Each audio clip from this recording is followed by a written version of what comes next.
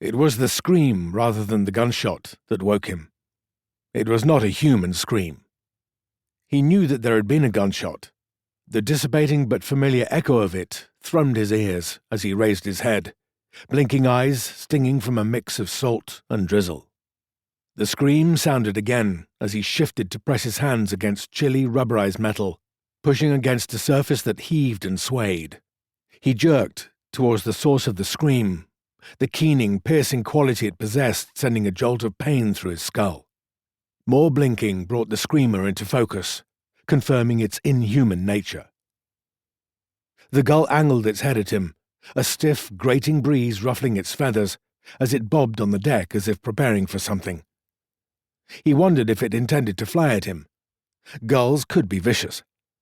But it merely widened its yellow beak to scream once more, before spreading an impressively broad set of wings and launching itself into the air.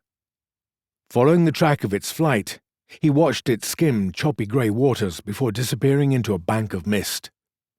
Sea. The word scraped over a dry tongue before escaping his lips.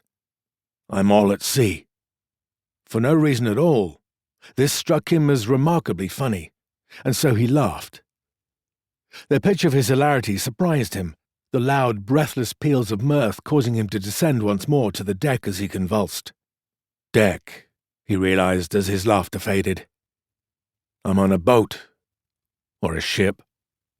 His immediate impulse was to rise once more and survey his surroundings, but once again, for reasons that failed to make themselves known, he didn't. For the space of a full minute, he remained huddled and unmoving on the deck, his face only inches from the rubber matting. His heart raced as he tried to parse the cause of this paralysis. I'm afraid. Why? The reason dawned with such shaming obviousness that he almost laughed again. The gunshot, fuckhead. There was a gunshot. Now get up before there's another one. Gritting his teeth, he pushed against the deck, forcing himself to his knees, head swiveling in search of threats, eyes tracking over more mist-shrouded waves, the white-on-grey wake left by the boat he was on, and a small tarpaulin-covered inflatable swaying a little in its tethers. Little boat, big boat, he thought, fighting down another wave of laughter. Hysteria, he corrected himself, drawing in a deep breath. What he saw as he turned to his right drove out any vestige of humour. The corpse lay slumped against a bulkhead, dark grey paint discoloured by the plume of red and black that had very recently emanated from the dead man's skull. He wore plain military-style fatigues and boots, the jacket lacking any insignia or name.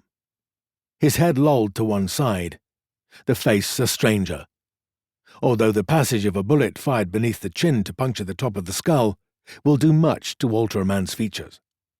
One arm was limp at his side, the other rested in his lap, hand clutching a pistol.